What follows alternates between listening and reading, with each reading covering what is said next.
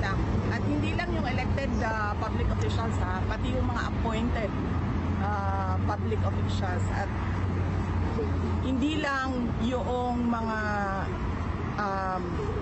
yung on the surface na sasabihin natin kung ano yung nakalagay sa salin. Dapat deep dive kung sino yung mga dummy.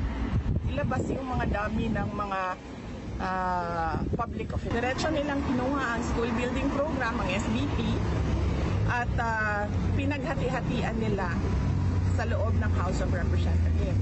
At diretso nilang inattach yung listahan nila doon sa GAA version, House version ng GAA.